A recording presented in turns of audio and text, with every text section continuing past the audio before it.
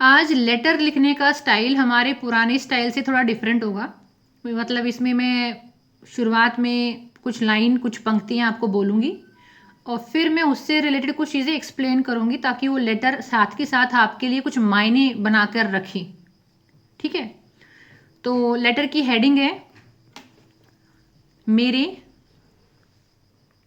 छुपे हुए क्रोध के नाम। मेरे छुपे हुए क्रोध के नाम, एक प्यार भरा पत्र। मतलब आपके अंदर जो हिडन एंगर है उसके लिए आप एक खूबसूरत सा पत्र लिख रहे हैं।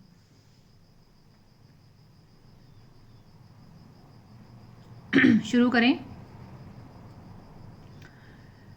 मेरे भीतर छिपे हुए क्रोध, मेरे भीतर छिपे हुए क्रोध, आज मैं भाग नहीं रही हूं।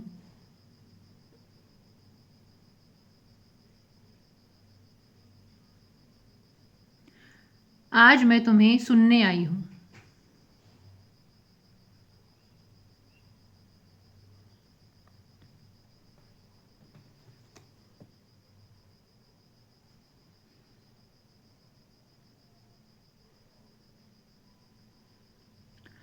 सालों तक मैंने तुम्हें गलत समझा।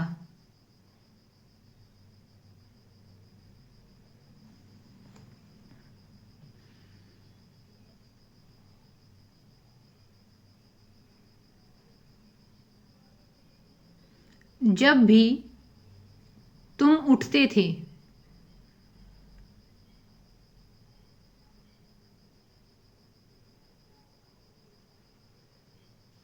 मैं डर जाती थी, डर जाता था।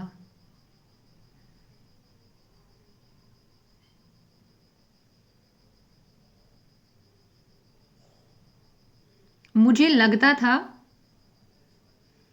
अगर मैं तुम्हें महसूस करूंगी या करूंगा,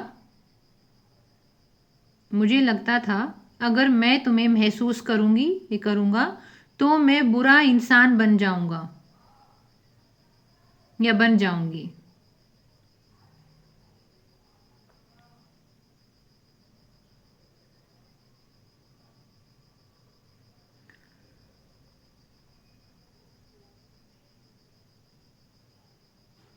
मुझे सिखाया गया था अच्छे बच्चे जवाब नहीं देते।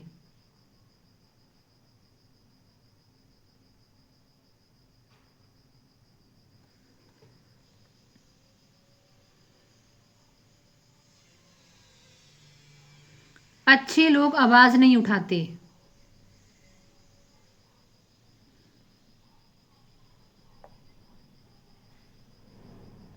अच्छे लोग सहते हैं। अच्छे बच्चे के बाद जवाब नहीं देते। अच्छे लोग, अच्छे। मैम अच्छे लोग, ये दोबारा बोलिए मैम। मुझे सिखाया गया था अच्छे बच्चे जवाब नहीं देते।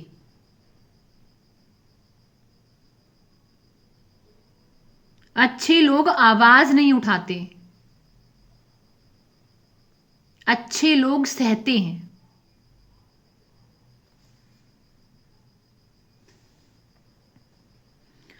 और मैं अच्छा बनना चाहती थी। और मैं अच्छा बनना चाहती थी, चाहता था।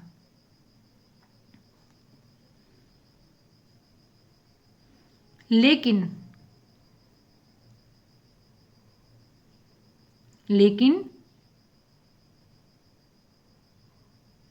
जब मुझे अनदेखा किया गया, लेकिन जब मुझे अनदेखा किया गया,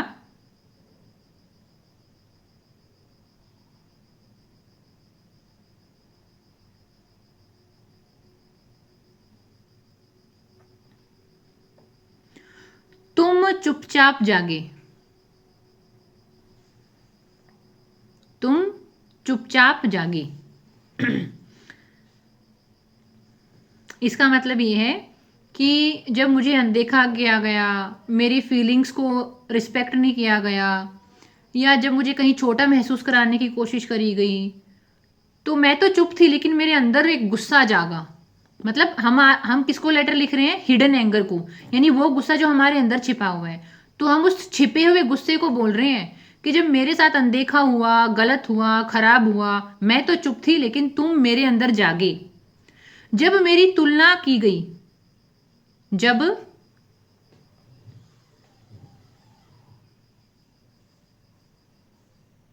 जब मेरी तुलना की गई,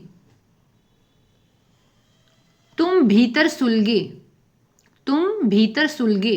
जैसे आग सुलगती है ना, तो तुम मेरे भीतर सुलगे। हम अपने गुस्से को बोल रहे हैं कि हमको अंदर ही अंदर गुस्सा आया जब हमको कंपेयर किया गया, हमको अवॉइड किया गया, नेग्लेक्ट फील कराया गया। जब मेरी भावनाओं को छोटा कहा गया, जब मेरी भावनाओं को छोटा कहा गया, मतलब मेरी फीलिंग्स को एक तरीके से अवॉइड किया गया कि तुम तो फालतू में फील करते रहते हो, तुम तो ओवर फील करते हो, इतना तो महसूस करने की ज़रूरत भी नहीं थी। मतलब मेरी ही फीलिंग्स को बार बार चप्पल जूते से पीटा गया हो, ये वो वाली फीलिंग है। तुम भारी हो गई, यानी मेरे अंदर का जो गुस्सा था ना, उसका वजन और बढ़ गया। पता है यहाँ पे क्या कहने की कोशिश करी गई है? कि मैं बेशक से चुप रह गई, लेकिन जो मेरे अंदर का गुस्सा है ना, उसने मेरे को कहीं ना कहीं ये इंडिकेटर दिया कि भाई तेरे साथ कुछ गलत हो रहा है, भाई कहीं ना कहीं तेरे को डिसरिस्पेक्ट किया जा रहा है, तेरे को वैल्यू नहीं किया जा रहा, या तू कहीं बहुत ज़्यादा एनर्जी एक्सचेंज कर रहा है और बदले में तेरे को मिल नहीं रही। तो वो जो अंदर छिपा हुआ गुस्सा है वो कहीं ना कहीं आपको प्रोटेक्ट ही कर रहा है। हम आज तक उसको दुश्मन समझ रहे थे, अंदर वाले गुस्से को। वो दुश्मन नहीं है हमारे अंदर वाला गुस्सा, वो हमारा दोस्त है।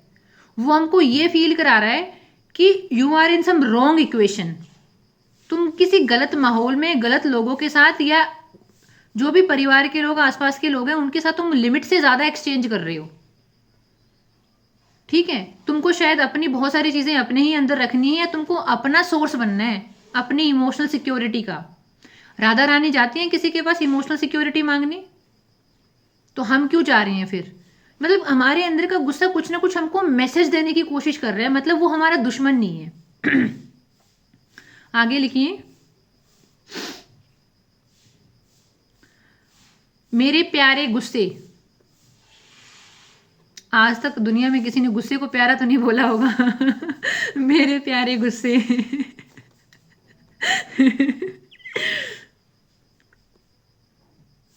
तुम मेरी कमजोरी नहीं थे,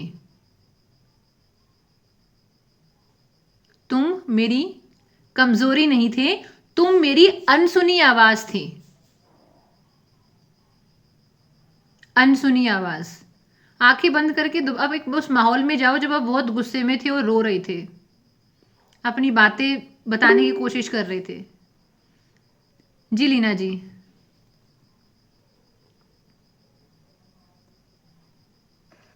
मीनू जी, हमें तो बचपन से ही और स्पिरिचुअलिटी में भी यही सिखाया गया है कि काम, क्रोध, लोभ, मोह, ये सबको मारो। तो अंदर में अगर जैसे गुस्सा भी आता है तो वो क्रोध है, तो मतलब वो गलत है। जेन्युइन चीज है भाई, वो ऑर्गेनिकली आई है। जेन्युइन चीज है, लेकिन ये जो भी जेन्युइन फीलिंग है अंदर, इनको तो बोल दिया कि ये सब गलत फीलिंग्स है। अगर ये तुम्हारे अंदर आ रही है मतलब तुम गलत हो। तुम्हारे अंदर अगर क्रोध आ रहा है मतलब तुम गंदे इंसान हो, तुम गलत इंसान हो। लेकिन आपने सुना होगा ना? हाँ हाँ सुना है मैंने, ये काम, क्रोध, क्रोध, लोभ। लोभ, लेकिन मोह। इतने सालों से कहने के बाद भी लोग ये फिर फॉर्मूला अपना क्यों नहीं पा रहे? लोगों के अंदर से गुस्सा जा क्यों नहीं रहा? डबल एफ है ये। पता है डबल एफ का मतलब क्या? Faulty formula. ये फॉर्मूला फोल्टी है बिल्कुल है। एक्चुअली। अगर कहने से क्या, कहने से लोभ, क्रोध, मोह छोड़ दो, अगर कहने से छोड़ पाते तो बहुत सारे लोग छोड़ देते ना। नहीं, आप उसको रास्ता दिखा दो। अगर कोई चीज बहुत ऑथेंटिसिटी के साथ, प्राकृतिक रूप से आपके मन में उठी है, तो उसको बाहर निकलने की जगह दे दो, या उसको उस तरीके से समझा दिया जाए कि वो सोर्स ही खत्म हो जाए, वो आपको चीजें आपको ट्रिगर ही ना करें। अब नहीं, अब पता है कैसी बात कह रहे हो? यहाँ पे एक पाइप लगा है, नीचे बोतल के, और वो पाइप लगातार बोतल के अंदर पानी छोड़ रहा है, और हम बोल रहे हैं इस ढक्कन को खुलना नहीं है, बंद रहना, कुछ भी हो जाए, ये बोतल फट जाए, ढक्कन नहीं खुलना चाहिए। ठीक है, इंसान पागल हो जाए गुस्से में, डायबिटीज हो जाए, 70 तरीके की बीमारियां हो जाए, घर में नरक बन जाए, लड़ाई होके, झगड़े होके, ठीक है, कुछ भी हो जाए, लेकिन ये ढक्कन नहीं खुलना चाहिए, मुंह बंद रखो। ठीक है, लेकिन क्या ये सोल्यूशन है? सोल्यूशन क्या है? जो नीचे आपको गुस्सा आ रहा है ना, उसका ट्रिगर पॉइंट क्या है? गुस्सा क्यों आ रहा है? आपको लैक ऑफ नॉलेज की वजह से आ रहा है कि आपको उस फील्ड में ज़्यादा ज्ञान नहीं है, आपको अपनी लाइफ के सिचुएशंस हैंडल करने नहीं आते हैं, आपके बिलीफ बहुत लिमिटिंग हैं, या आप अपने आप में बहुत छोटा महसूस करते हैं। गुस्सा आने का कारण खत्म कर दो, गुस्सा आएगा ही नहीं। कारण क्या है? हर इंसान के लिए अलग अलग कारण हो सकता है गुस्से का। तो आप रूट कोज को ठीक करो ना, जो आपकी रूट कोज है उसको ठीक करो, यही मेन बात है। तो आपका जो काम है, क्रोध है, लोभ है, मोह है, जिसको भी हम बोलते हैं, उसका, इस इंसान का ना रूट कोज क्या है, उसको ये चीज क्यों आ रही है बार बार। और हर इंसान के लिए अलग अलग चीज हो सकती है। जरूरी नहीं है सबके लिए गुस्से का एक ही रीजन हो, जरूरी नहीं है सबके लिए मोह का या काम का, काम वासना का, लस्ट का एक ही रीजन हो, सबके अलग अलग हो सकते हैं। तो जो रूट कोज है आप उसको खत्म कर दो, तो आपकी प्रॉब्लम सॉल्व हो जाएगी। जो नीचे जो पाइप है पानी का, उस टूटी को ही बंद कर दो, तो बोतल में पानी आएगा ही नहीं। आएगा नहीं तो ढक्कन खुला रहे या बंद रहे, ओवरफ्लो तो होगा ही नहीं, क्योंकि अंदर कुछ है ही नहीं ऐसा, है भी तो बहुत लिमिट में है, जो मैनेजेबल है। लेकिन हम क्या कर रहे हैं, हम ऊपर ऊपर से उपदेश दे रहे हैं, ये मत करो, वो मत करो, ये मत करो, लेकिन इस इंसान को कोई समझा ही नहीं रहा है कि भाई तेरे रूट कोज हैं कुछ, तेरी कुछ बेसिक रिक्वायरमेंट है, तेरे कुछ बेसिक क्वेश्चंस हैं जिनको तुम्हें, जिनके आंसर्स मिलने चाहिए तुमको आंसर नहीं मिल रहे हैं, इसलिए तुम कंफ्यूज हो रही हो। ठीक है, अच्छा एक बात और देखी मैंने हमारे सेशन में भी महिलाओं की संख्या ज़्यादा है। आप किसी धार्मिक स्थल में जाओगे, वहाँ भी महिलाओं की संख्या ज़्यादा है। रीज़न क्या है? रीज़न ये नहीं है कि महिलाओं के दिमाग टेढ़े हैं, लेकिन पता है क्या है, लोचा क्या है, हमारी जो कंडीशनिंग, हमारा जो पालन पोषण है ना, कॉन्शियसली अनकॉन्शियसली बहुत इस तरीके से हुआ है कि हमारी लाइफ मीनिंगफुल तभी है जब हम बाहर की तरफ कंट्रीब्यूट कर रहे हैं। और अगर हम बाहर की तरफ कंट्रीब्यूट कर रहे हैं लेकिन बदले में, उस कंट्रीब्यूशन के बदले में कुछ मिल नहीं रहा, जो कि मिलता नहीं है, क्योंकि सामने वाला इंसान अपनी लाइफ में ऑक्यूपाइड है, उसको सिखाया नहीं गया, उस मेल इंसान को सिखाया नहीं गया। मतलब हम मेजोरिटी की बात कर रहे हैं, हर स्पेसिफिक इंसान की बात नहीं कर रहे, वरना हमारे सेशन में भी 3-4 आदमी वो सोचेंगे बड़ा यहाँ पर तो लोगों के साथ भेदभाव हो रहा है ठीक है, तो मतलब मेन बात यहाँ पे पर्सनैलिटी टाइप की बात हो रही है। अगर एक पर्सनैलिटी है जिसका पालन पोषण, जिसका जन्म इस आधार पर हुआ है कि भाई तुम्हारे जीवन की सार्थकता तभी है जब तुम बाहर की तरफ प्रेम दो और तुम उसको वैल्यूएबल मान लो, और जितना हम बाहर की तरफ देते हैं हमको बदले में मिलता नहीं है। मतलब हम अपने लिए फोटोसिंथेसिस नहीं कर सकते, लेकिन दूसरे वाले के लिए तो एक लीवर होगा तो वो भी निकाल के दे देंगे कि मैं तो इतनी स्पिरिचुअल हूँ ना, मतलब मैं तो इतनी शहीद हूँ इस रिश्ते में, शहादत का स्टेटस मिलना चाहिए मुझे इस रिश्ते में, इतनी डेडिकेटेड इंसान हूँ मैं तो बिना लीवर भी सर्वाइव कर जाऊंगी तुम्हारे प्यार में ठीक है, तो आगे लिखिए मेरे प्यारे गुस्से, तुम मेरी कमजोरी नहीं थे, वो एक लाइन रिपीट कर रही हूं मैं, तुम मेरी कमजोरी नहीं थे, तुम मेरी अनसुनी आवाज थी। तो ना अब जब आप इस लेटर को पढ़ोगे ना, मैं जब आपको लेटर राइटिंग का काम दे रही हूँ, तो कल और परसों जब आप बैठ के इसको पढ़ोगे, आप अपनी लाइफ की वो इवेंट याद करना जब आप बहुत गुस्से में थे, रो रहे थे, परेशान हो रहे थे, घर वालों को अपनी बातें समझाने की कोशिश कर रहे थे, कहीं ना कहीं आपके मन में उम्मीद थी कि सामने वाला इंसान मेरी बात समझ जाए, लेकिन आज जब आप अपने आप को पलट के देखते हो तो आपको लगता है अरे मैं बेवकूफ़ थी, इतना रोई, इतना परेशान हुई, इतना गुस्सा किया। नहीं, अब उसी गुस्से को, उसी रोने को एक अलग नज़रिए से देखो कि नहीं, वो ना मेरे अंदर की एक रियल आवाज़ थी, जो मेरी अनसुनी आवाज़ थी ना, जिसको मैं बहुत शायद मैं नॉर्मल इन्वायरमेंट में नहीं कह पाती, वो सब जो मैंने गुस्से में और आंसुओं के साथ कह दिया, और शायद वो कहना बहुत ज़रूरी था, वरना मेरे भीतर रहता तो जैसे ये बोतल फट जाती, शायद मैं भी फटी जाती एक तरीके से। तो आप ना अपने उस गुस्से के लिए भी एक तरीके का रिगार्ड लेकर आ रही हैं, और जब आप अपना गुस्से के साथ रिश्ता बदल देंगे तो फ्यूचर में जो भी आपको गुस्सा आएगा, इरिटेशन आएगी, आपका रिश्ता चेंज हो जाएगा। अब वो आपको इरिटेट नहीं करेगा कि हाय मैंने गुस्सा क्यों किया। अब आप बोलो कि गुस्सा करना चाहिए, सही बात है, तो गुस्सा होना चाहिए, एक लिमिट में गुस्सा होना चाहिए। कुछ गलत हो रहा है तो गुस्से में आके बोलना है कि क्यों कर रहे हो ये सब, गलत बात है। मतलब एक अथॉरिटी, एक डोमिनेंस होना चाहिए। अपन जब हमारी कोई बाउंड्रीज तोड़ने की कोशिश करे, हम क्या बोलते हैं, इंडिया का जो न्यूक्लियर डॉक्ट्रिन है, इंडिया क्या बोलता है कि हम पहले किसी के ऊपर परमाणु हमला नहीं करेंगे, हम पहले किसी भी देश के ऊपर न्यूक्लियर अटैक नहीं करेंगे। लेकिन एक बार हमारे ऊपर किसी ने कर दिया तो फिर उसको हम खड़ा होने के लायक नहीं छोड़ेंगे, फिर हम अनप्रोपोर्शनल अटैक करेंगे। अनप्रोपोर्शनल का मतलब क्या है, हो सकता है सामने वाले ने एक ही बॉम्ब मारा था हमें, लेकिन एक बार उसने हमारे ऊपर एक बार बॉम्ब मार दिया ना, फिर हम गारंटी नहीं लेते हैं कि बदले में 200 मारेंगे या 250 मारेंगे। फिर हमसे ये उम्मीद मत करना कि तुमने एक मारा था तो हम एक मार के छोड़ देंगे। तो ये हमारा डेटरेंस बोलते हैं इसको। डेटरेंस का मतलब क्या है कि हमने अपनी सुरक्षा के लिए एक बाउंड्री बना रखी है। बाउंड्री क्या है, हम पहले कुछ कहेंगे नहीं, लेकिन अगर तुमने बदतमीजी करी तो फिर हमसे ये उम्मीद मत करना कि हम मर्यादा में रहें। तो वैसे ही वाली बात है यहाँ पे कि गुस्सा ना आपका न्यूक्लियर वेपन है आपके लिए, कि पहले आप किसी के साथ बदतमीजी नहीं करेंगे, गुस्सा नहीं करेंगे। लेकिन अगर कोई इंसान जानबूझ के बदतमीजी कर रहा है, जानबूझ के आपको परेशान कर रहा है, तो फिर आप अपनी मर्यादा में रहकर गुस्सा करो। मर्यादा में रहकर गुस्सा करने का मतलब है गुस्सा करो, लेकिन अपनी जुबान टेढ़ी करके नहीं, गाली गलौज करके नहीं। उसमें तो फिर आपकी डिग्निटी हर्ट हो जाएगी, लोग आपके कैरेक्टर के ऊपर क्वेश्चन उठाएंगे कि कैसे घर परिवार से हैं, कैसे माहौल से हैं। गुस्सा बिल्कुल तेज लेकर आओ, लेकिन उस गुस्से में अपनी जुबान की मर्यादा का ख्याल रखना है, ठीक है। तो इससे क्या होता है, एक तो आपकी पर्सनैलिटी स्ट्रांग बनती है, दूसरा लोग आपकी बाउंड्री तोड़ने से डरेंगे, इवन आपकी मम्मी पापा।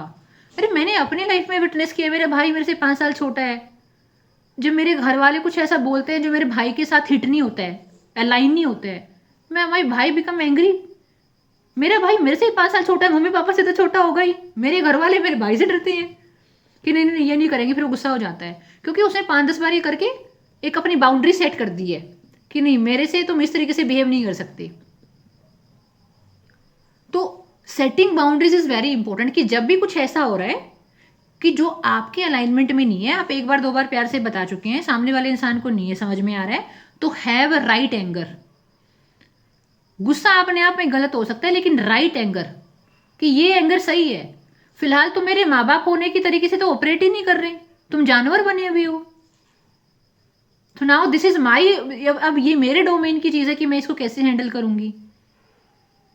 मतलब मेरी, जैसे कि शेर क्या करता है, डॉग्स क्या करते हैं, दे मेंटेन देयर बाउंड्रीज। आपने देखी है कुत्तों की बहुत गंदी सी लड़ाई होती है आपस में, क्यों होती है वो, मेरी बाउंड्री में नहीं आ सकते। यार जब डॉग्स और एनिमल्स अपनी बाउंड्रीज प्रोटेक्ट कर सकते हैं तो हम तो फिर भी इंसान हैं। और हम तो किसी के प्लॉट पे कब्जा भी नहीं कर रहे, हम सिर्फ ये कह रहे हैं कि अगर हमसे बातचीत करनी है या हमसे रिलेशन मेंटेन करना है तो हमारी कुछ टर्म्स और कंडीशंस हैं, अगर वो तुम फुलफिल कर सकते हो तो ठीक है, अदरवाइज हम राधा रानी के सेवक हैं, हम उनकी तरह अपने आप में पर्याप्त हैं। आप हमें प्यार नहीं भी दोगे तो कोई बात नहीं, हमको फोटोसिंथेसिस करना आता है, हम अपना प्यार खुद बना लेंगे। जी लीना जी। मीनू जी, ऐसा मैंने तो ऐसा भी सुना है कि ये सब जो क्वालिटीज है ना, जैसे बाउंड्री सेट करना, और जो हमने बात की अभी कि डॉग में भी ऐसा होता है, तो ऐसे ही बोलते हैं कि हाँ हम तो मतलब इवॉल्व हुए हैं ना, तो अभी भी हमें जानवर वाली क्वालिटीज है। हम ऐसे नहीं बनेंगे कि सब कुछ दे दें, शेयर कर लें, मतलब हम अभी भी अपनी वही क्वालिटीज रखेंगे जो जानवरों से हम लेके आए। अब तो हम बहुत इवॉल्व हो गए हैं। आप कितना मैंने भी तो ऐसा भी सुना है। आप कितना भी इवोल्व हो जाओ, आपकी सर्वाइवल नीड कभी नहीं बदलेंगी। These are the basic survival need, ठीक है। आप कितने भी इवोल्व हो जाओ, कितना भी एआई आ जाए, कितनी भी आर्टिफिशियल इंटेलिजेंस आ जाए, कितनी भी तरक्की आ जाए, माँ की गोद और माँ का दूध कोई रिप्लेस नहीं कर सकता। वैसा ही है, कुछ चीज़ें बहुत बेसिक होती हैं हमारे सर्वाइवल के लिए, ये हमारे सर्वाइवल के लिए ज़रूरी है। हम परेशान क्यों हैं, क्योंकि हमने कभी बाउंड्रीज मेंटेन नहीं करी, हम डाइल्यूट होते चले गए, जिसने जो बोला हम वही करने के लिए स्ट्रेच होते चले गए। अगर आपने क्या बोला था, आपने आपने अपने 2 डॉग्स का नाम लिया था कि डेजी उतना कूद नाच के नहीं बोलती, मेरे को घुमा के लेके आओ इवनिंग में, तो मैंने उसकी सुनी नहीं। लेकिन छोटू बड़ा एग्रेसिव अपनी चीज़ों के बारे में, तो मुझे लगा भाई इसके सामने तो मैं स्टैंड नहीं कर सकती, इसको तो घुमा के लाना ही पड़ेगा। Survival strategy, survival of fittest, biology का रूल है, सर्वाइवल ऑफ फिटेस्ट। आप जितने फिट हो उतना ही इस पूरी दुनिया में सर्वाइव कर पाओगे। और फिट होने का एक सिम्टम ये भी होता है कि आप अपनी चीज़ों को सही तरीके से कहना सीख पाओ। अगर आप अपनी चीज़ों को सही तरीके से कहना नहीं सीख रहे तो कोई भी दबा देगा आपको, ठीक है। तो इसलिए बेसिकली हमको किसी और के ऊपर अटैक या ऑफेंड नहीं करना है, हमको खुद को प्रोटेक्ट करना आना चाहिए। मेन थीम ये है। मीनू जी, आपकी बातें इतनी नेचुरल और इतनी लाइट लग रही है ना, ऐसा लग रहा है जैसे कि हाँ, हमारा रियल नेचर वही है जो आप कह रही हैं। जो अनकंडीशन, जो हमें कंडीशनिंग करी गई थी ना, वो बहुत हैवी थी। वो बात ऐसे थे जैसे पर्दे हमको चढ़ाए गए हैं, बहुत सारी लेयर्स बनाई हुई, उससे हम बहुत हैवी फील करते थे, क्योंकि वो हमारा नेचर से अलाइन नहीं होती थी। लेकिन हमें सिखाया गया ऐसा करना यस, है, तो बिलीफ भी वैसा बन गया था। बिल्कुल। जो भी चीज़ है इसलिए ना, ये दो दो हमारे अंदर दो इसीलिए हो गए, एक अंदर रोता रहता है और दूसरा उसे समझा देता है। और मतलब लीना जी पूरा फॉर्मूला ये है, कोई भी चीज़ आपके अलाइनमेंट की नहीं है ना, वो आपको हैवी फील ही कराएगी, ठीक है। आपको वहाँ बहुत एफर्ट करने पड़ेंगे। पता है सक्सेस क्या होती है? मतलब वो वाली सक्सेस नहीं, फाइनेंशियल और मॉनेटरी सक्सेस की बात नहीं कर रही। मतलब सक्सेस इन जनरल क्या होती है? Anything which feels you effortless, anything which makes you feel effortless. क्या बिना एफर्ट किए बहुत चीज़ें हो रही हैं? क्या हमको सच में यहाँ पे एफर्ट करने पड़ रहे हैं? 1 घंटा भी बैठ लेते हैं, 2 भी बैठ लेते हैं। नवंबर दिसंबर में तो हम 2.5-2.5 घंटा बैठ लेते थे। कभी कभी तो हमने रात के 12:30 बजाए हैं। बिकॉज हम बहुत मन से कर रहे हैं, और हम जो भी बातें करते हैं वो बहुत अलाइनमेंट के साथ आती हैं हमारे अंदर। We are very aligned. तो इसीलिए ना आपकी बॉडी, आपका मन, आपकी पूरी आत्मा आपको स्ट्रगल करते हुए नजर आएगी, अगर आप किसी ऐसे इन्वायरमेंट में, किसी ऐसी जगह में, किसी ऐसे बिलीफ में, किसी ऐसे सिस्टम में फंस गए जो आपके अलाइनमेंट का नहीं है, ठीक है। चलिए लेटर को कंटिन्यू करते हैं। मैं वो 3 लाइनें दोबारा से कंटिन्यू कर रही हूँ, फिर आगे लिखते हैं। मेरे प्यारे गुस्से, तुम मेरी कमजोरी नहीं थे, तुम मेरी अनसुनी आवाज थे। आगे लिखिए। तुम कहते थे, मतलब आपका प्यारा गुस्सा आपको कुछ बताने की कोशिश कर रहा था, तो आपको लिखना है तुम कहते थे मुझे भी देखो, इन्वर्टेड कोमा दोनों साइड, मुझे भी देखो, मेरी भी सीमा है, मैं भी इंसान हूं। हम यही तो कहते थे गुस्से में पेरेंट्स को कि मेरे को भी तो देखो ना, मेरे को ये आपकी बात समझ नहीं आ रही है, मेरी भी तो बाउंड्री होनी चाहिए ना, मेरी भी तो कुछ अपने, जैसे मेरा अपना पर्सनल रूम है, पर्सनल स्कूल बैग है, पर्सनल टिफिन है, तो these are my personal belief. मुझे स्कूल की नौकरी पसंद नहीं है, हमको अजीबोगरीब काम ही करने हैं, जो टफ है, फील्ड वाली नौकरी है, हमको वही करनी है। आपको नहीं समझ आ रही है तो कोई बात नहीं, मेरे बिलीफ है, why you are questioning them.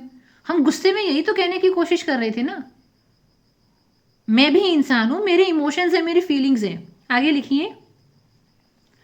पर मैं डर गया स्लैश गई, मैं, मेरी भी सीमा के बाद मेरी भी सीमा है, मैं भी इंसान हूं, मैं भी इंसान हूं। पर मैं डर गया स्लैश गई, मैं डर गया, मैं डर गई, मैंने तुम्हें दबा दिया,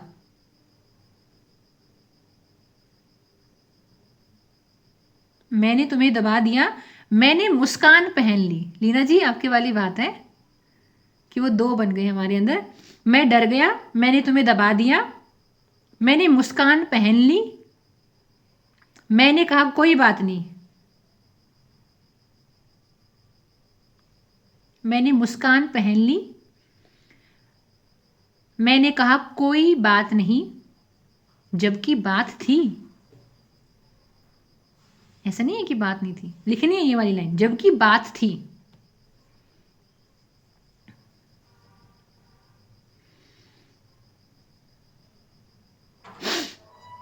आगे लिखिए। आज मैं मानती हूं, आज मैं मानती हूं, तुम इसलिए बने, क्योंकि मैं इम्पैथ हूं। आज मैं मानती हूं तुम इसलिए बने क्योंकि मैं इम्पैथ हूं। मैं सबको समझती रही। मैं सबको समझती रही पर खुद को समझाने की कोशिश नहीं की। इम्पैथ इंसान क्या करता है? सबके दुख को अपना दुख बना लेगा, सबकी फीलिंग को अपनी फीलिंग बना लेगा। हाय मैं ये नहीं कर सकती, उसको बुरा लगेगा। हाय मैं वो नहीं कर सकती, उसको कैसा लगेगा। अपना कंफर्ट डिस्कंफर्ट गया तेल लेने, दूसरे इंसान को आपने ताज बना लिया है अपना। तो क्या किया? ये गुस्सा हमारे अंदर क्यों आया? ये गुस्सा हमारे अंदर पैदा ही क्यों हुआ? क्योंकि हम खुद को तो समझ नहीं रहे थे। सोचो ये गुस्सा हमारे अंदर आता ही ना तो कितने नल्ले लोग होते हम। अल्टीमेटली अच्छा है कि गुस्सा हमारे अंदर आया, क्योंकि इस गुस्से ने हमको ये बताया कि भाई तुम औरों को सर्व कर रहे हो सिर्फ। आपको पता चलेगा इस गुस्से का रोल क्या है आपकी लाइफ में। मैं एक पैराग्राफ दोबारा से रिपीट कर रही हूँ। आज मैं मानती हूँ तुम इसलिए बने क्योंकि मैं इम्पैथ हूँ। मैं सबको समझती रही पर खुद को समझाने की कोशिश नहीं की। मैं सबकी भावनाएं उठाती रही। मैं सबकी भावनाएं उठाती रही पर अपनी भावनाएं दबाती रही।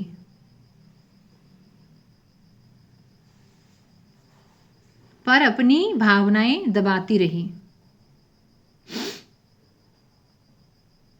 और दबा हुआ क्रोध,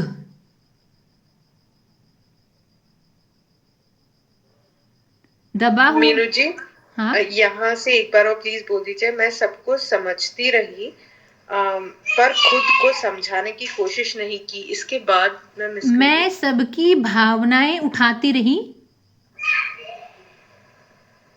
पर अपनी भावनाएं दबाती रही।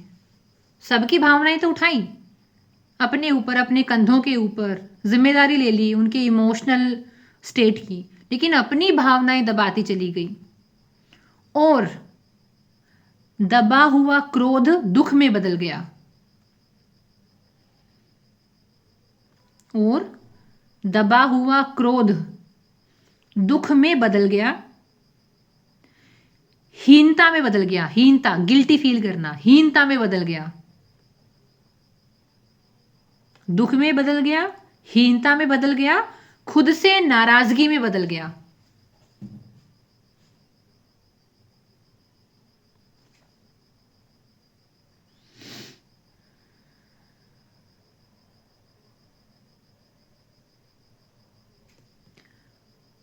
हमारे अंदर ये बर्डन क्यों फील होता है, या हम रोते क्यों हैं पुरानी चीजों को याद करके? क्योंकि हमको पता है कि हमारे साथ गलत हुआ था। और हम अपने साथ खुश फील क्यों नहीं कर पा रहे? क्योंकि इतना गुस्सा अपने अंदर दबा लिया। हमको पता था आसपास चीज़ें गलत हो रही हैं, फिर भी हम बोले नहीं, क्योंकि हमको डर लग रहा था बोलेंगे तो लड़ाई हो जाएगी, बोलेंगे तो मूड खराब हो जाएगा। आई स्टिल रिमेंबर, मेरे पूरे रिश्तेदारों में ना सिर्फ एक ही बच्चे के साथ बनती है, मेरी मौसी का लड़का है, बड़ा इम्पैथ है। मैं भी इम्पैथ, वो भी इम्पैथ। हम खेत में बैठ के चुगलियाँ करते थे जब भी मैं मौसी के घर जाती थी।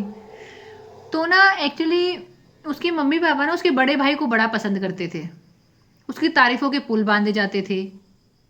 इसको नहीं करते थे उतना ज़्यादा अप्रिशिएट। तो मेरी मौसी के वहाँ ना पशु रखते हैं, भैंस रखते हैं, गाय रखते हैं। तो पशुओं का चारा काटने जाते थे हम दोनों। मैं तो सिर्फ उसको इमोशनल सपोर्ट देने जाती थी। काटता तो वही था। ठीक है, हाथ में दराती होती थी उसके। तो वो ना पता है क्या कह रहा था कि वो अगर वो देहरादून पढ़ता था, इंजीनियरिंग कर रहा था। तो कहता वो अगर फ़ोन कर देना मेरे को 10,000 रुपये चाहिए, तो उससे पूछेंगे भी नहीं कि तुम्हें क्यों चाहिए, दे देंगे। और मैंने किसी से 100 रुपये भी मांग ली ना, मुझसे पूछेंगे क्या करेगा, क्यों चाहिए। और वही बात बताते बताते रोने लग जाता था। मतलब ऐसी बहुत सारी इन्फॉर्मेशन वो बताता था। अब जाके मुझे महसूस होता है मतलब उसके बारे में कि वो अब अपने पेरेंट्स के साथ उतना एंग्री क्यों है। उसके पेरेंट्स को नहीं पता, उसके पेरेंट्स को तो यही लग रहा है लड़का बिगड़ गया, गुस्से में बात करता है। उसके अंदर दुख है कि मेरे को कभी इक्वल फुटिंग पे नहीं रखा गया। ऐसा क्यों होता है कि एक पॉइंट के बाद हम पेरेंट्स पे चिल्ला चिल्ला के बात करते हैं? बहुत सारे लोगों के साथ होता है। ठीक है। क्या हो गया लीना जी, क्या मिल गया? बताएं। मीनू जी, अगर आपका सेशन मेरी मम्मा ने अटेंड नहीं किया होता तो अभी मेरे ऊपर यही टैग लगा होता कि मैं तो बहुत गंदी हो गई हूँ, बहुत बिगड़ गई हूँ। क्योंकि मेरे अंदर का गुस्सा ना फूट फूट के बोलने लगा था, रो के बोलता था, चीख के बोलता था, कैसे भी बोलता था, लेकिन बोलना बोलना उसने शुरू कर दिया था। जरूरी है वो। क्योंकि मैंने ना 6 ईयर जब से स्पिरिचुअलिटी में गई ना, तो उसने और मुझे सप्रेस कर दिया। उन्होंने बोला था रिएक्ट नहीं करना, मुझे समझ नहीं आया, और सप्रेस हो गया। और मतलब वॉइड में थोड़े टाइम रहना चाहिए। जैसे आपने 3-4 महीने में हमको कितने दिनों तक शून्यता वाला मेडिटेशन कराया, and then you switch to Radha Rani वाला मेडिटेशन, राइट? उन्होंने मुझे 5-6 साल तक शून्यता में ही रखा, तो मैं पूरी विड्रॉ कर ली, मैंने मेरी सारी एनर्जी मैंने विड्रॉ कर ली हर जगह से। तो ना वो एक्चुअली विड्रॉ इतना टाइम हो नहीं सकती, क्योंकि लाइफ चल रही है, मुझे वहां पे हर जगह एनर्जी पुट करना। मैं वहां पे मॉन्क जैसे बन के तो बैठी नहीं हूँ, मेरा तो पूरी लाइफ चल रही है, ऑफिस वर्क। तो ना वो जो विड्रॉल किया वो इतना सप्रेस्ड कर दिया उसने हर चीज। तो मैं जब इंडिया आई ना, मैं बहुत चीख चिल्लाने लगी, मैं बोलने लगी। और अगर मेरी मॉम, और मुझे ऑलरेडी लेबल मिल गया था कि तुझे तो कितना भी दे दे, तेरा कुछ नहीं हो सकता, तू जा, हमें तेरे से बात नहीं करनी। पर जब से मेरी मम्मा ने आपके सेशंस अटेंड किया ना, उन्हें भी उनके पेन समझ आने लगे। तब से अब वो मुझे समझ पा रही है। अब मैं अपनी जर्नी पे भी इसीलिए काम कर पा रही हूँ, वरना मैं घर में भी काम नहीं कर पाती। क्योंकि इतने मोरल चोंगे चोंगे बोलते ना, वो जैकेट पहने हुए इतने ज्यादा मोरल वाले, कि अगर किसी की शादी का बजट कम है उनके घर में उनकी बेटी के लिए, और उन्होंने उतनी जगह पत्रिका नहीं दी जितनी देनी चाहिए थी, तो हमारे घर वाले बैठ के उनको बुरा बोलते हैं मुझे कि आप इतना तो करना चाहिए। लेकिन अब मुझे समझ में आ रहा है यार, उनकी जितनी पॉकेट है वो उतना ध्यान रख के कर रहे हैं, तो क्या गलत कर रहे हैं? हाँ, वो सेल्फिश हो रहे हैं, क्योंकि नहीं है उनके पास पैसा, वो नहीं कर्जा कर सकते। तो आपको क्यों बुरा लग रहा है? और उन लोगों को क्यों बुलाना है जिनको आप, मतलब सिर्फ वो शादी में ही आएंगे, आपने उनको कभी दूर दराज से देखा भी नहीं है, 10-15 साल से नहीं देखा। तो मुझे अब ये चीज समझ में आ रही है कि मोरालिटी किस तरीके से हमको उड़ा दी जाती है, कंडीशनिंग कैसे कर दी जाती है, और रियल नेचर क्या है। रियल नेचर वालों को सेल्फिश बोलते हैं। तो आपके अंदर जो है और आपने वो निकाला नहीं, वो आपकी 70 बीमारियों का कारण बन सकता है, और डॉक्टर बोलेंगे सारे रिपोर्ट नॉर्मल हैं जी। ठीक है। बिल्कुल। ठीक है। बहुत सारे लोगों ने हैंड रेस किया है, चलो पूछ ही लेते हैं कौन कौन है। श्वेता जी, हाँ बोलिए आप। श्वेता जी हैं, प्रियंका जी हैं, और आई थिंक रूपा हाँ जी भी हैं। हाँ, रूपा, विक्की भाई है। मीनू जी, हाँ जी श्वेता जी। ये सप्रेशन है ना, मेरा थायराइड में कन्वर्ट हो गया कुछ 8 महीने पहले। और ये थ्रोट की जो भी चीजें होती है ना, वो सब आवाज दबाने से ही होती है। और ये मैंने खुद एक्सपीरियंस किया है कि वो बॉडी के लेवल पे कैसे आना शुरू हो जाती है चीजें। और एक और चीज है ना, 1.5 साल पहले मैंने एक साइकोलॉजिस्ट के साथ काउंसलिंग सेशन दिया था। और पहली बार मुझे किसी ने बोला, जब मैं रोते रोते इतना जो सारी चीजें बताई, और मैंने बोला मुझे इतने सालों से गुस्से वाली बदतमीज का जो टैग दिया है, तो उसने मुझे बोला ये चीजों पे अगर तुम गुस्सा नहीं करोगे ना, तो तुम नॉर्मल नहीं, तुम एबनॉर्मल बिहेव कर रहे हो, तुम स्किज़ोफ्रेनिया की तरफ जा रहे हो। तो तुमने जो चीजों पे गुस्सा किया है, इस पे गुस्सा आना चाहिए। तुम्हें क्या लग रहा है, जो तुम्हें बोल रहा है ना कि तुम गुस्से वाली हो, उसको उस चीज से फायदा नहीं हो रहा है, इसलिए वो तुम्हें बोल रहा है। यस, उन्होंने एग्जैक्टली, मुझे ऐसे एग्जैक्टली। समझाया। इसीलिए राइट एंगर, और मुझे राइट एंगर बहुत जरूरी है। जी। हम्म हाँ बोलिए, हम्म आप बोलिए बोलिए। तो वही पहली बार, और वो साइकोलॉजिस्ट ने आके मुझे हक किया। और वो शायद कुछ 50s में थी वो लेडी। और पहली बार मुझे किसी ने बोला कि जो गुस्सा किया ना, वो चीजें ऐसी थी गुस्सा करने वाली, नहीं करोगे तो मतलब तुम पागलपन की तरफ बढ़ रहे हो, कि कोई ऐसी हरकतें कर रहा है, तुम्हें गुस्सा नहीं आ रहा है। पहली बार मैं और ये इतना मतलब ऐसी चीज हो रही है, पता है, मैं जर्नलिंग कर रही थी आज, और मैंने वही लिखा, जब मैंने रिफ्लेक्ट किया, मैंने यही लिखा कि ये गुस्से ने मुझे प्रोटेक्ट किया है। और आज आप वो सारी चीजें बता रहे, और मैंने जब रिफ्लेक्ट किया तो वही मेरे भी इसमें आया कि ये नहीं करती तो और कितना सहती, और कितनी अलग अलग। मुझे आज ऐसा लगता है कि मैंने ना अकेले रूम बंद करके पिलो को चाकू लेके भी मारा है। वो मेरा वो ये एंगर ये करने के लिए मेरा बहुत जरूरी था, तो मैं अलग अलग चीजें यस, करती मैं थी, तो ये स्क्रिबलिंग इवन पेपर पे। मैं तो आप लोगों को चाहती हूँ कि आप लोगों के पास वो जो बॉक्सर वाला पंच होता है ना, वो लेके उस पंच को पीटो। आप किसी के पास लठ है तो धरती में दे दे के मारो उसे, अपना गुस्सा निकालो बेसिकली। मतलब किसी और को। ये मुझे मेरी फ्रेंड ने सजेस्ट किया था, और मेरे पास जगह नहीं थी घर पे मैं ये करूं, तो उसने मुझे अपने घर की चाबी दी जो खाली था, और उसने मुझे बोला ये तकिया है, ये ले, इधर ये चाकू पड़ा है बड़ा, इससे चिकन कट करती हूँ तो मैं यहाँ नहीं आने वाली हूँ, तू 3 घंटे धो इसको, रो, जो करना है कर ले। और मैंने मुझे बहुत सपोर्ट मिला भी है, बहुत जगहों से सपोर्ट मिला है, मतलब और अनएक्सपेक्टेड जगहों से सपोर्ट मिला है, और भगवान ने ऐसे ऐसे टाइमिंग पे वो भेजा है ना जब बिल्कुल अनएक्सपेक्टेड था।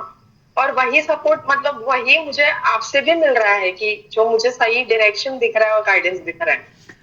आपने बहुत अच्छी बात बोली है कि आपका जो गुस्सा है या आपके अंदर छुपा हुआ दर्द है वो फिर फिजिकल पेन की शक्ल ले लेता है अगर आपने उसको राइट टाइम पे संभाला नहीं तो। हम्म, ठीक है। और ये जो हम्म। एक्सरसाइज आप बता रहे हो ना, चाकू से तकिए वाली, या आप और बहुत सारी ऐसी फिजिकल एक्सरसाइज कर सकते हैं। चाहे आप जमीन पे डंडा मारना हो, पेड़ को तो चलो क्या ही पीटोगे, वो तो फिर आपको लगेगा, हम इम्पैथ है ना, पेड़ को वो दर्द हो रहा होगा। वहाँ वो मुझसे नहीं होगा, मुझे पेड़ों से बहुत प्यार है, हाँ उनको हाँ तो हक करने का मन होता है, उनको कभी नहीं पीट हाँ हाँ, पाते। मतलब कुछ ऐसा समझ में आ गया ना, हम इम्पैथ है, पेड़ को तो हाँ पीट नहीं पाएंगे। हाँ हाँ हाँ। ठीक है। तो मतलब वो जो जो पंचिंग बैग होता है कुछ, अगर ऐसा कुछ है, मतलब समथिंग हाँ, मैंने जिसमें सोचा था कि कुछ थकावट हो। बॉक्सिंग या ऐसा कुछ मैं लूं। हाँ, हाँ, वो गुस्सा सो निकालने दैट में वो बहुत हेल्प रिलीज हो। करता है, वो गुस्सा निकालने में बहुत हेल्प हम्म, करता है। और जब आपने एक बार फिजिकल तरीके से गुस्सा निकाल लिया ना, तो आप इमोशनली भी बैलेंस में आ जाते हो, क्योंकि आपने उसको निकाल लिया।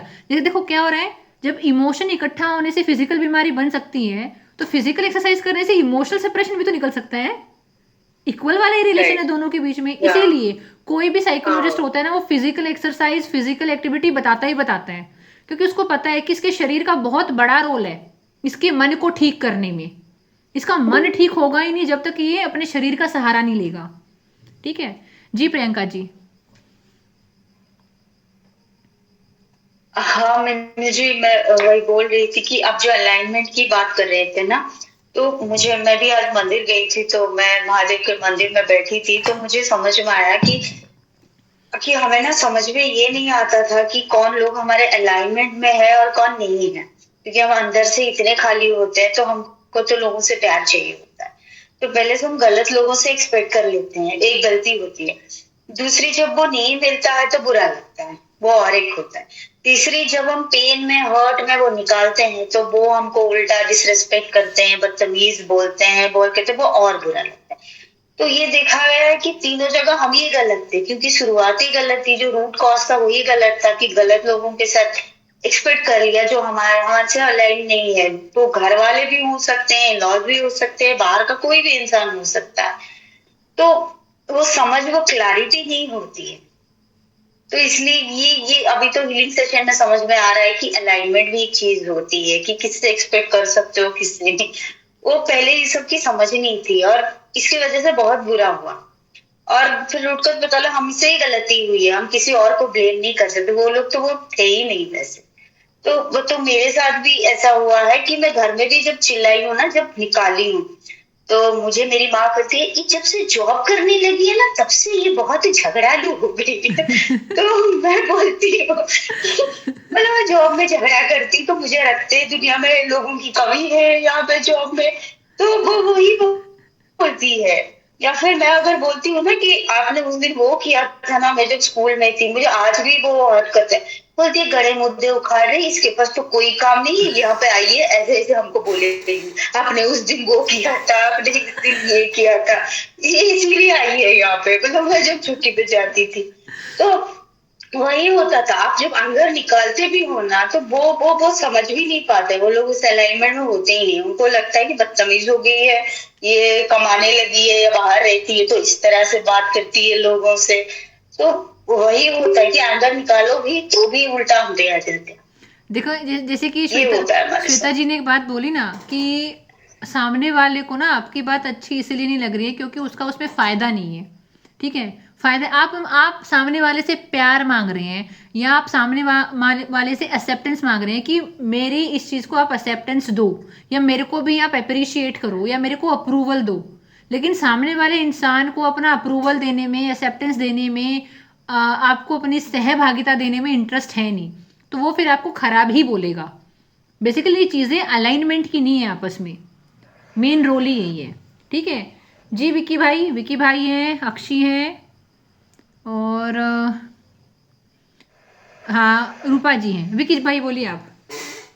जी मैम, वो बता रहे थे ना कि कहीं ना कहीं आपके, अगर आपको सुना नहीं गया, दबाया गया, आपको थोपा गया आप पे, जो भी बचपन में जो हुआ, आपको गुस्सा आ रहा था, आपको निकाल नहीं पाए, तो अब भी ऐसा होता है ना। मैंने कई बार बताया आपको कि जैसे ही मुझे घर वाले कोई भी, खासकर भैया मम्मी, कोई भी काम के लिए बोल देते हैं, एकदम से जैसे छोटा बच्चा रिएक्ट नहीं करता है, 4 साल का, 5 साल का, 10 साल का, इस तरह से एकदम से पता नहीं, अचानक से सारा हिल सी जाता हूँ मैं अंदर से। इतना गुस्सा आता है, इतना गुस्सा आता है। हाँ, मानता हूँ कि इम्प्रूवमेंट हुआ है 50%, 60%, लेकिन अभी तक भी बहुत दर्द है, बहुत दर्द है। मैंने आपको बताया, मैं सुबह भी 1 घंटा मेडिटेशन किया मैंने सुबह भी, और मैं 1 घंटा में से तो आधा घंटा तो रोया हूँगा। तो बहुत पेन है, बहुत हिला गया। और बताया ना कि अगर लगातार आपका गुस्सा आपने दबा रखा है, बहुत दिनों तक दबा रखा है, तो मैं अच्छे से जानता हूँ कि ये बॉडी पेन है ना, जो मेरा ये इमोशनली पेन है ये सारा। और मैं बहुत कुछ 3-4 महीने पहले जो भी, कभी कुछ हो गया, कभी बॉडी में कुछ हो गया, कहीं क्रैम्प आ गए, कभी हेयर फॉल होना शुरू हो गया, कभी इम्यूनिटी डाउन, इतनी डाउन है कि थोड़ा सा ठंडे पानी में नहा लिया, एकदम से फीवर हो गया, एकदम से कोल्डनेस हो गई। तो अभी 2-3 महीने से तो बहुत, मतलब हेयर फॉल भी रुक गया है, तो थोड़ी इम्यूनिटी भी चढ़ी, ऊपर चढ़ी है, तो बॉडी पेन भी कम हुआ है। तो इमोशनल पेन तो है, ये बहुत परेशान करता है। ये आपको डायबिटीज, आपको कैंसर सा, क्योंकि एनर्जी जो उठती है उस टाइम, वो आप निकाल नहीं पाते उसको, वो कहीं ना कहीं तो आपको प्रॉब्लम करेगी, वो फाड़ के निकलेगी आपको, आपकी सेल को डैमेज करेगी, कुछ तो करेगी वो अंदर, अगर आप उसको मैनेज नहीं करोगे तो। वो एनर्जी होती है, देखो, उस एनर्जी को मैनेज करना या निकालना, ये दोनों आने चाहिए कि आप कैसे कर सकते हो। पता है विकी भाई, जब आप शुरू में आए थे ना, आपका मेरा सेशन हुआ था, फिर आपने ग्रुप को ज्वाइन किया, आप है ना अपनी चीज़ों को लेकर इतने कॉन्फिडेंट थे कि मेरी ना हिम्मत ही नहीं आपको ये बोलने की कि विकी भाई आपने जो चीज़ें सीखी है ना, आपके पास नॉलेज तो आ गई है, लेकिन एक फेक पॉजिटिविटी की तरह ना आपकी लाइफ का हिस्सा बन गई है। आपके रियल वाले दर्द को निकालने में ये आपकी हेल्प नहीं कर रही। तो इनिशियली जब आपने पहले मंथ में ज्वाइन किया या दूसरे मंथ में ज्वाइन किया, आप नहीं रो रहे थे उतना। बिल्कुल। अब आपने रोना, अब आपकी वास्तविकता में हीलिंग शुरू हुई है। ठीक है। और पता है क्या, मैं लोगों को पकड़ के नहीं बोल सकती आओ मेरे पास 6 महीना रुको, मेरे पास 5 महीना रुको। लोगों को लगेगा कि भाई ये तो पैसे कमाने के लिए बोल रही है। मुझे इंसान को देख के समझ में आ जाता है कि इस इंसान को कितना टाइम लगेगा अपने ओरिजिनल सेल्फ में आने में। ठीक है, लेकिन आप किसी को बोल नहीं सकते हो। तो जब आप शुरू में आए थे ना, आप बहुत बड़े बड़े साइकोलॉजिस्ट का नाम ले रहे थे, और मुझे ठीक था कि ठीक है इनको हेल्प मिली है।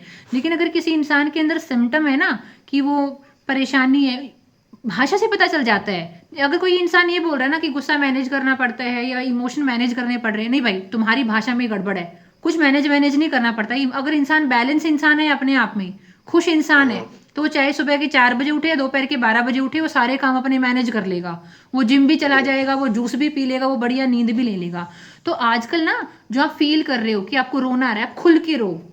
आपको बहुत सोने का मन है, आप खूब सोने जाओ। आपका कुछ अच्छा खाने का मन है, आप खाओ। लेकिन हाँ, अपने आप को अबेंडन मत करना, मतलब अपने आप को ना छोड़ना नहीं है। कुछ टाइम ऐसा आएगा जब बहुत प्रेशराइजिंग लगेगा, बहुत रोने का मन होगा, बहुत ऐसा लगेगा जिंदगी झंड लग रही है, but then there will be a time, दबी हुई चीजें निकल चुकी हैं और फिर आप आराम से बैलेंस में आ जाओगे। जैसे मूवीज में मॉनिटर में दिखाते हैं ना, पहले दिल की धड़कन ऊपर नीचे हो रखी थी, एक पॉइंट का सीधी हो जाती है। चलो उसमें तो वो दिखाते हैं कि चलो इंसान मर जाता है। हमारे सीधे होने का मतलब क्या है कि हमारे अंदर की एंजाइटी और नेगेटिविटी निकल गई है। लेकिन देखो शुरू में जब हमारी हीलिंग शुरू होती है, थोड़ा टर्बुलेंस तो आता है, अप एंड डाउन वाली चीजें तो आती हैं। तो नाउ अभी आपकी रियल हीलिंग शुरू हुई है, और मैं आपको गारंटी से बोल सकती हूँ इन सम टाइम आप बोलोगे मुझे कोई बॉडी पेन ही नहीं है।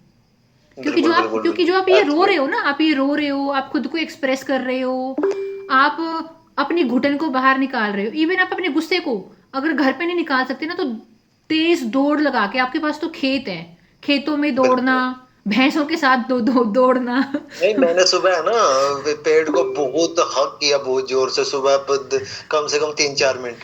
वेरी वो, गुड। वो नर्चरिंग होता हाँ है, वो बहुत नर्चरिंग होता है, पेड़ के अंदर बहुत पॉजिटिव हाँ एनर्जी होती है। हाँ जी हाँ जी हाँ जी, हाँ। काफी देर तक उसको हक किया। तो उसके बाद पेड़ ने जैसे ही मैं विजुलाइज किया, पेड़ ने जैसे मेरे आंसू पहुंचे और मैं ठीक है, उसने बोल दिया अब तू कि यार संभाल ले, कोई दिक्कत नहीं है, मैं तेरे साथ हूँ। तो थोड़ा विजुअलाइजेशन करता हूँ मैं बहुत, मतलब और इतना रोना भी तभी आ रहा है क्योंकि विजुअलाइजेशन में मैं बहुत कुछ कर रहा हूँ और वहीं पे जा रहा हूँ, वही सब रिक्रिएट सीन क्रिएट कर रहा हूँ। तो वो ये रोना भी इसलिए हो रहा है ज्यादा क्योंकि मैंने सब कुछ वहीं पे जोक रखा है कि विजुअलाइजेशन में मुझे ये बोला जा रहा है और मैं ऐसे ऐसे खड़ा हूँ, ये देख रहा हूँ। और मम्मी ने एकदम से मम्मी की तरफ देखा, मैंने मम्मी ने इधर से बाहें फैला ली और मम्मी की जैसे मैं गले लगा तो एकदम से फट गया एकदम से।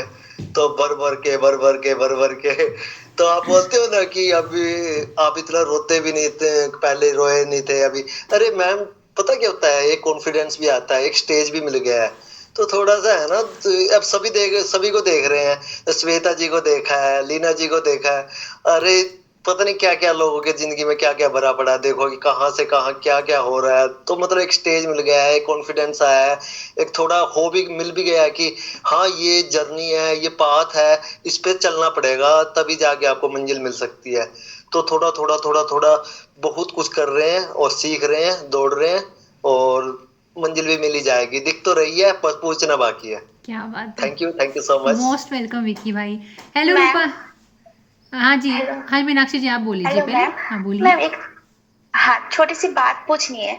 आपने जो अभी कुछ देर पहले कहा कि खुद को अबंडन मत करो, तो ये इस टॉपिक थोड़ा खुल के बताएंगे कि खुद को अबंडन करना मतलब क्या होता है? मीनाक्षी जी, इस बात को एक्सप्लेन करने के लिए कम से कम 30-40 मिनट लगेंगे, तो हमारे सेशन की डायरेक्शन ही बदल जाएंगी। लेकिन आई प्रॉमिस यू, हम अपने फ्यूचर के सेशंस में इस चीज़ को गहराई से डिस्कस करेंगे कि खुद को अबेंडन करना क्या होता है। मैं लिख लेती हूँ इसको, ठीक है।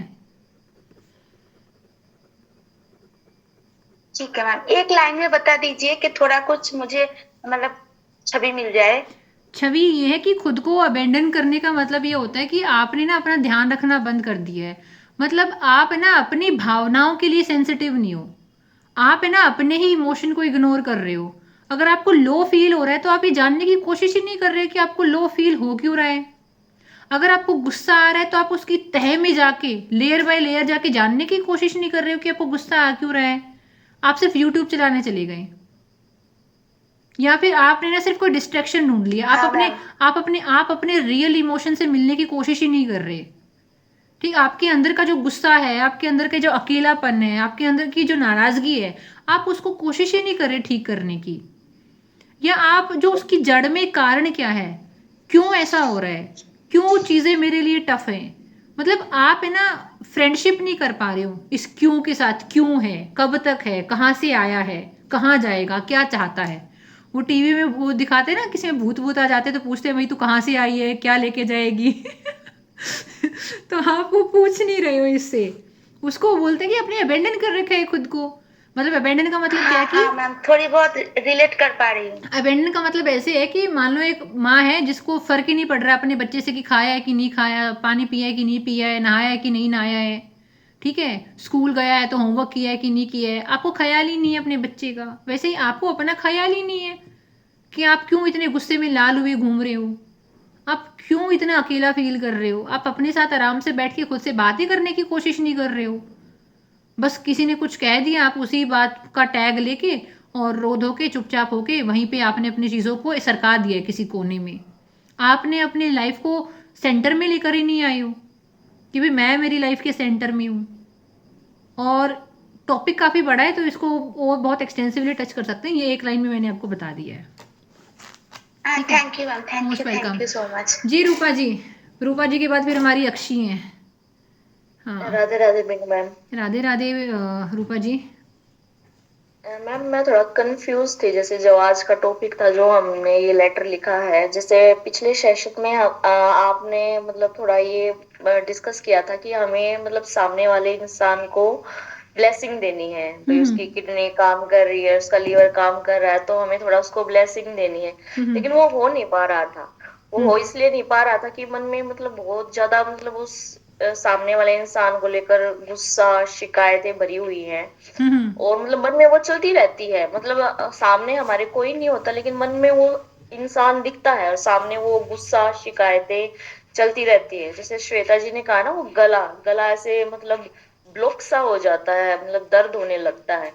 तो मैं मतलब ये पूछना चाहती हूँ कि हमें मतलब पहले अपना गुस्सा निकालना चाहिए या फिर मतलब उसको ब्लेसिंग देते रहना चाहिए? मतलब फर्स्ट स्टेप हमें क्या लेना चाहिए? फर्स्ट स्टेप ये है कि कोई चीज़ जो बहुत उफान के साथ आप आपके मन से बाहर निकलना चाहते हैं, आप उस चीज़ को निकालो। अगर आपके अंदर किसी इंसान को लेकर बहुत गुस्सा है, नाराज़गी है, तो आप उसको ब्लेस कर ही नहीं सकते। आप किसी इंसान को ब्लेस तब कर सकते हो जब आप अंदर से शांत हो गए हो, ठीक है? जी और आप अंदर से शांत तब तक नहीं होगे जब आप अपने अंदर की शिकायतें, कुंठा, दर्द, नेगेटिविटी उस चीज़ से संबंधित निकाल नहीं देते। अब वो चाहे आपको चाकू तकिया लो श्वेता जी की तरह, या आप जिम को हिट करो, या आप स्प्रिंट मारो, आप रेस करो, आप योगा करो, आप मेडिटेशन करो। आपका गुस्सा, आपकी नाराजगी, चाहे आप डायरी लिखो, पेजेस को फाड़ो, अलग अलग तरीके हो सकते हैं। लोग अलग अलग तरीके से गुस्सा निकालते हैं, लेकिन गुस्सा निकालने में शरीर का बहुत बड़ा रोल होता है। जितने फिजिकली आप एक्टिव होते हो, जितना एग्रेशन आप अपने अंदर से निकाल सकते हो, वो आपकी हेल्प करता है। तो मतलब आपके अंदर इंटेंसिटी किस चीज़ की ज़्यादा है? आपके अंदर अगर गुस्से की, कुंठा की, नाराज़गी की इंटेंसिटी बहुत ज़्यादा है, तो पहले आप उस चीज़ को निकालो, अपने आप को शांत करो। हमने क्या बोला? अफर्मेशन करो, मैं गहराई से शांत हो रही हूँ। भाई आप शांत कैसे हो सकते हो अगर आपने शरीर के इस कोने में, इस मन में बहुत गुस्सा, बहुत नाराज़गी, बहुत कुंठा, बहुत शिकायतें अगर आपने अपने मन में लगा रखी हैं। जब हमारा नवंबर में पहला बैच शुरू हुआ था, तो मैंने हमारे जो पहले बैच के जो लोग थे बड़े स्पेशल थे, पहला बैच था, उनके साथ एक फ़ोटो शेयर किया था मैंने अपने दीवार का। उस पर लिखा था मैंने 2022 के किसी अप्रैल के महीने में लिखा था कि गुस्सा और शिकायत इंसान को अंदर से खा जाता है, खोखला कर देता है। तो जब तक आपके मन में गुस्सा, नाराज़गी, कुंठा, शिकायत रहेगी, जब तक आप हीलिंग जर्नी में बहुत आगे तक जा ही नहीं पाओगे। आपको वो निकालना बहुत ज़रूरी है। वो निकल जाएगा, आप शांत हो जाओगे, फिर आप देखोगे कि कोई बात नहीं, जो करना था इसने कर करा लिया, भगवान इसको अपनी जर्नी में आगे सुख शांति दे। आप वहाँ से ब्लेस करके निकल लोगे। ऐसा नहीं कि डेली ही ब्लेस करोगे, एक बार कर दिया फिर आगे करने का मन ही नहीं है, आप अपनी लाइफ में इतने ऑक्यूपाइड हो गई हो कि आपके पास टाइम ही नहीं है उतना ज़्यादा। तो इसीलिए अपने इंटेंस इमोशन को निकालना बहुत ज़रूरी है।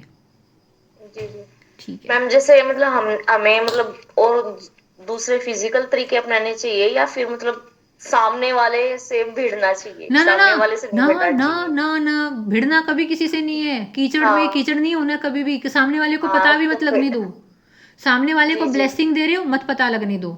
सामने वाले का हम्म गुस्सा निकाल रहे हो, मत पता लगने दो। ये आपकी प्राइवेट पर्सनल चीज है। अगर आपने किसी से शेयर करी ना, लोग इसको ड्रामा बोलेंगे, हम्म लोग बोलेंगे कि क्या बकवास है ये, उनको समझ में नहीं आ रहा हमारा दर्द क्या है। ये इवन हम्म इवन लोगों को शेयर भी नहीं करना चाहिए। वो थेरेपी ले रहे हैं, वो सेशन ले रहे हैं, जी ठीक है? इवन बोले भी ना क्या कर रहे हो, तो ये मत बोलो हम थेरेपी सेशन ले रहे हैं। कुछ नहीं, ऐसे ही ऑनलाइन क्लासेस में जाते हैं, चुटकुले सुनाते हैं वहाँ पे। जी ठीक है। तो इसीलिए ठीक है। मतलब स्पेशली बाहर की अननोन लोगों को पता चल रहा है, उससे फर्क नहीं पड़ता। जो आपके बहुत क्लोज लोग हैं, रिश्तेदार हम्म हैं, ससुराल वाले हैं, मायके पक्ष के हैं, इधर उधर के जो लोग हैं जो आपको जज कर सकते हैं, उनको तो बताओ भी ना मत। कुछ नहीं, ऐसे ही क्लासेस चलती हैं, गाने सुनाते हैं, वो क्या अंताक्षरी चलता है, सारेगामापा चलता है। ठीक है। जी मैम। ठीक है। हाँ, लेकिन अगर आप फिजिकल अपने शरीर का सहारा ले रहे हो ना, मान लो आप रस्सी कूद रहे हो, आप जी दौड़ रहे हो, आप एक ईंट को लेकर दूसरी ईंट पे भर भर के मार रहे हो, मतलब एक ईंट लिया और उसे दूसरी ईंट पे मारा आपने, बेसिकली आप गुस्सा निकाल रहे हो अपना। या आपने एक बैट लिया, लड़के निकालते हैं ऐसे गुस्सा, आपने देखा है मूवीज में, जो हीरो होता है वो बड़ा गुस्से में होता है, सब तोड़ फोड़ कर देते हैं। कुछ नहीं, वो थेरेपी कर रहा है अपनी। ठीक है, वही बात है। हाँ अक्षी बोलिए आप। अक्षी रानी। हाय दीदी। हाय दीदू, बोलो।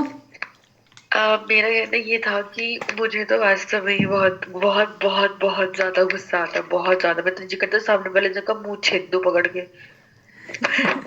कभी कभी ऐसा होता है कि आप एक ऐसे जोन में होते हो कि आप यहाँ तो गुस्सा कर ही नहीं सकते हो, इवन फिर आप घर आते तो घर वाले ही बोलते कि क्या यार ये आ गई फिर से, ये चिल्लाएगी चीखेगी।